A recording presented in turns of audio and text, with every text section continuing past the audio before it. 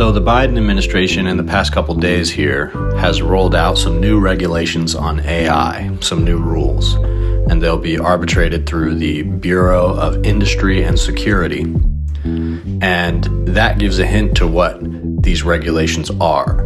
So the type of regulations that I want to see put on AI have to do with copyright, using people's material without their permission, and I think that there should be some kind of structure for people to get paid. If people's work is being used for these models, whether it's images of your face, images you drew, a movie that you were in, or a movie that you made, people should be compensated somehow. There should be some structure for that. And if companies can't pay that, which companies like OpenAI have said they can't, they shouldn't be able to operate. They should not be able to create these large scale, essentially theft machines that they are at least attempting to pull in profit from. There's a lot of question as to whether any of this stuff is actually profitable when you really shake it all out.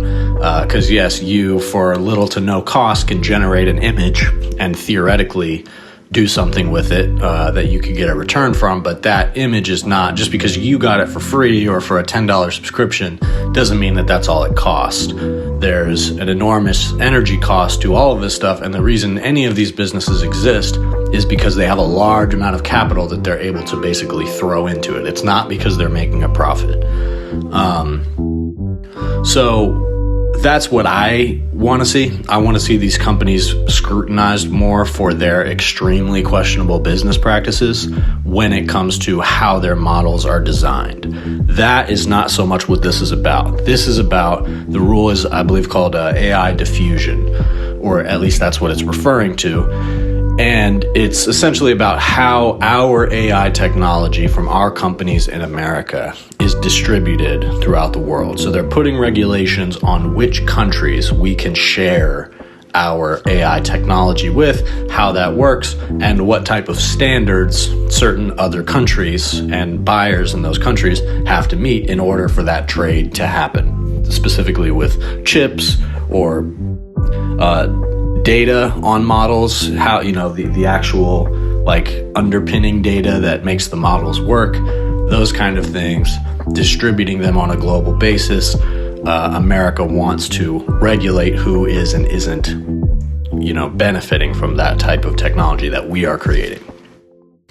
So to me, that's less the area of focus for me. While I understand the motivation there, it's kind of in line with the whole project with TikTok, where they, are scrutinizing TikTok because of the fact that it's outsources a lot of American data to China. And it's also just an enormous competitor in the tech world that is not controlled by any American business owners. And so that's why they want to do this thing where it's either you got to pack it up and get banned or sell it to Americans. And so that seems to be the prime motivation behind these regulations as well. It's not really about creating a safer or more sustainable version of this technology, and it's more about saying who can and can't have it. So I assume the entities that America does not want AI companies to be doing business with would be like in Iran, Russia, maybe China, although I assume that there are some exceptions when it comes to China, because there always are. China is our enemy, except for the fact that we do an enormous amount of trade together, and we have all kinds of assets wrapped up in one another, and our industries in many areas are fully dependent on one another. But aside from all of that, they're our enemy. So I assume that there will still be business done with China. But the point is that, America wants to scrutinize that more closely. Who AI tech companies are doing business with abroad. So again, I don't really care about that, because I think it's more in service of this idea of America being the biggest and baddest and toughest competitor, as well as having control over the most powerful technology that exists. Same ideas with nuclear stuff. It's like once that technology exists, you have to establish dominance over who does and doesn't have that technology in order to maintain the hegemony that America has. So I think that's really what this is about. And I'm not as compelled by that reasoning. I suppose that good things could come of it, that there is some material security that could come from America closely scrutinizing who our companies are giving AI technology to. That's probably a good thing.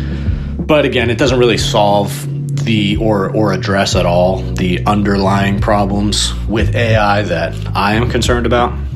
So that's something to keep in mind. But any hurdles that can be put in place to sort of slow up whatever it is that AI tech companies are doing to try to bail their own asses out. Because that's really the concern with I think all of these AI companies, is because their business model is so fucked and out of whack. They have to find as many weird ways to make money as they can. And so this is why they steal data. This is why they do weird, forms of business and try to sort of like get taxpayer funding for what they're doing and run weird little extortion schemes and all kinds of scammy stuff involving crypto. And it is why they might want to do business with certain, bloodthirsty dictators or weird insurgency groups in different countries. AI tech companies like OpenAI or Nvidia would 100% do business with those entities because they need it. They need business anywhere they can get. So these regulations in theory would both make it harder for these companies to do that, to establish these questionable relationships, and it also might make it harder for some AI tech companies to sustain themselves at all, because there are probably or possibly some that would not exist without that type of business practice in the first place. And that's why I think Nvidia is pretty concerned about this. They tweeted out that they don't like this regulation and it's going to hold America back and blah, blah, blah. It's obviously bullshit. They just want to be able to do business with whoever they want with zero scrutiny.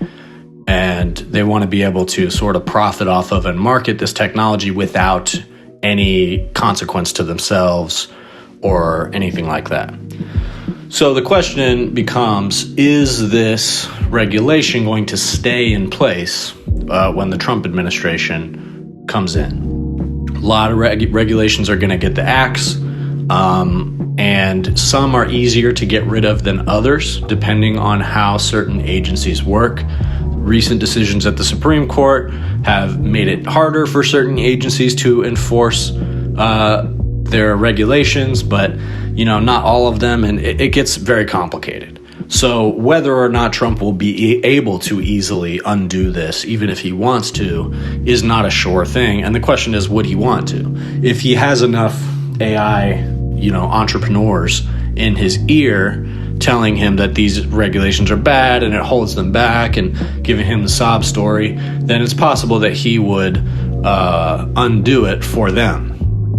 But it also is the same type. This is a regulation that I could see some version of the Trump administration putting in place itself, because it's more about preserving American hegemony than it is about it's more about that than it is about actually regulating what AI tech companies are doing within America and how their businesses are operating. So it depends on where Trump's sympathy falls when it comes to that. Is he gonna err on the side of letting these people do what they see fit, even if that means, selling dangerous technology to our so-called enemies? Or is he going to be so hawkish about our so-called enemies that he doesn't see any problem with essentially penalizing companies for doing that sort of thing? Because Trump is not necessarily opposed to penalizing companies. And it seems like that's the kind of pressure that he's put on them since he's won again, is, Trump is okay with at least threatening to penalize companies. He's threatened to do it with the media, with social media companies, and now he's poised to actually take action on some of those things. And I think that's why you have a lot of these billionaires and whatnot sucking up to him, like Zuckerberg, taking his business in a more right-wing direction. He thinks that makes it less likely that Trump and his administration is going to come after him. That's really going to come down to whether anything is emerging out of Facebook that Trump or Meta that Trump feels is harmful to him personally or inconvenient for him personally. It's more about that than like whether Zuck is right-leaning or whether his company allows their employees to have tampons in the bathroom. I don't think that really matters to Trump. It's just more about loyalty, and it's about the idea that if Trump asked them to get rid of something from their platform, if Trump asked them to allow something that he wants to be allowed on their platform, are they going to do that? That's more what Trump is interested in. And he's also more interested in direct appeals being made to him and from him than most other presidents would. I mean, Trump is the only president that I can think of that I can imagine literally just going to somebody and saying, hey, we're going to punish your company unless you do what I ask. And I've kind of said this before. I mean, I think that's the kind of thing presidents should be doing. I disagree with pretty much all of Trump's motivations in those type of moves. But, that's the kind of leverage that the president does have the ability to wield. And I think specifically on the Democratic side, you never see presidents wielding their leverage in that way. At least not in a way that, visibly gets anything done. So Zuck, he wants to be regulated less. All these tech guys want to be regulated less, and they're going to be making as many appeals to Trump to that effect as they possibly can. And I think it's possible that, I think the main MO of the Trump administration is they have their chunks of regulations that they want to get rid of, and then they have some regulations that they don't care as much about, or they might be as enough of a pain in the ass to remove that they leave them alone. And so with this, it's possible that the reason they did this now, this is the kind of thing that, if they're going to start regulating AI, they should have done it much more robustly 2 years ago, at least. So they're doing this now, possibly because they think that there's a chance that it might stick around. Because again, this regulation does not necessarily go against the agenda of Donald Trump, but it doesn't mean that he wouldn't get rid of it just because it's a Biden regulation. And so it just depends on what the optics of it are. If Trump doesn't feel like optically it hurts him at all, he'll probably leave it alone. If he feels like optically it makes him look like a regulator and not like a pro-business president, then he'll probably axe it to make his business donors happy. I think this regulation, though, it does show that within the Biden administration, at least now, far too little, far too late. But you see some people that actually are diving into this subject and trying to make some effective regulations. It's very detailed stuff, what exactly they're regulating here. And this is the type of regulation that we should be seeing in terms of how these companies are organizing themselves and building their wealth in the first place. So we'll see how that goes. I do not have really any faith in Trump at all to rein in the AI tech companies. But it's a little bit of a jump ball right now, because while it does feed into the type of industry that Trump likes to serve uncritically, it also isn't inconceivable that something about the AI world could irritate Trump to the point that he takes action against them. And that would be a good thing if he does it. It's not probably not going to happen. One thing that Sam Cedar has said about RFK Jr. is, not that he necessarily thinks that RFK Jr. is going to do anything good in the Health and Human Services Department, or whatever it's called, but that some of his purported policies are actually matters of regulation. So not deregulation, which is most of what Trump's administration is talking about, but some of what RFK Jr. is saying involves regulation. So not based on the idea that RFK Jr. would be able to successfully regulate the things that he wants to regulate. I mean, if he's able to regulate things like red dye more effectively, that's a good thing. But more so than that, and aside from the question of whether he actually has the ability or the knowledge to get that done, the idea that RFK Jr. is willing to regulate is significant. And there is a wedge there in terms of most of Trump's administration is against regulation on principle. They want to do away with any and all regulations that they can. But if you have people in the administration, RFK Jr. is not the example of that we would want, but he's one of the only Trump people that has said anything about regulating companies or said anything that would imply that he wants to regulate companies. So my point being that if it can, some kind of precedent can be established within the Trump administration that some regulations are good, even if they're just to create or bolster this, America first type of mentality. If Trump or significant people in his administration can become convinced that some regulations are useful, that could limit some of the damage that will be done by Trump's administration, or it could open up some possibilities for good things to be done by his administration where they didn't exist before. So do I think Trump's going to do anything good on AI regulation? No.